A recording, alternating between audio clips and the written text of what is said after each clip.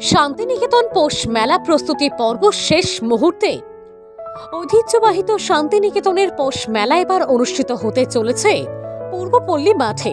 আর মাত্র কয়েক ঘন্টা বাকি, তারপর শুরু হয়ে যাবে ঐতিহ্যবাহী পৌষ মেলা। আসন্ন মেলা উপলক্ষে বিভিন্ন ব্যবসাদাররা তাদের নিজ নিজ দোকান নিয়ে ব্যস্ত হয়ে পড়েছেন সাজিয়ে তুলতে। তার কারণ, হাতে আর সময় নেই, যুদ্ধকালীন তৎপরতায় দোকান সাজানো কাজ চলছে। পাশাপাশি মেলার আকর্ষণীয় বিভিন্ন ধরনের নাগরদোলা এসেছেন, তারাও তাদের মনোযোগ সহকারে কাজ করে চলেছেন। এছাড়াও বিভিন্ন ধরনের স্টলে সাজিয়ে তোলার কাজ চলছে। এখন সময়ের অপেক্ষা, তারপরেই শুরু হয়ে যাবে পৌষ মেলা। এখন থেকে বাইরের পর্যটকরা আসতে শুরু করেছেন, বিভিন্ন হোটেলে আশ্রয় নিয়েছেন। এই মেলাতে বিভিন্ন রাজ্য ছাড়াও বিভিন্ন দেশান্তর থেকে পর্যটকরা এসে ভিড় করেন। সকলেই একটা বছর অপেক্ষা করেন শান্তিনিকেতনের পৌষ মেলাতে আসার জন্য। সমগ্র বিষয় নিয়ে বোলপুর শহর ও শহরবাসী আনন্দে মেতে উঠেছে। কাজী আমিরুল ইসলামের রিপোর্ট। প্রস্তুতি প্রায় শেষের দিকে, তবে আমি তো ব্যক্তিগতভাবে এত ভালো লাগছে যেটা বলার মতো কোনো ভাষা নেই।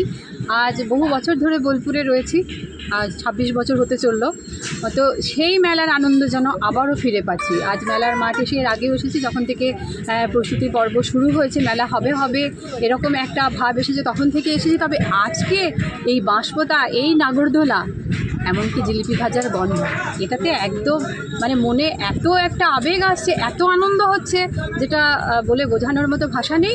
তবে এবারও কাজের কথা বলি, যে আমাদের বোলপুর পৌরসভা থেকে যাকে যেভাবে দায়িত্ব দেওয়া হয়েছে, তারা মোটামুটি সেইভাবে দায়িত্ব পালন করতে শুরু করে দিয়েছে। প্রায় সপ্তাহখানেক আগে টোটো চালকদের নিয়েও আমাদের সমস্ত প্রশাসনিক বৈঠক করা হয়েছে। তারাও খুবই সচেতনতার এবং দক্ষতার সঙ্গে আশা করি মেলা 6 দিন পালন করবেন। আমাদের যে সমস্ত আধিকারিকেরা রয়েছে, নতুন করে বলার কিছু নেই, তারাও সমস্ত রকম দায়িত্ব পালনের জন্য প্রস্তুত হয়ে গেছেন।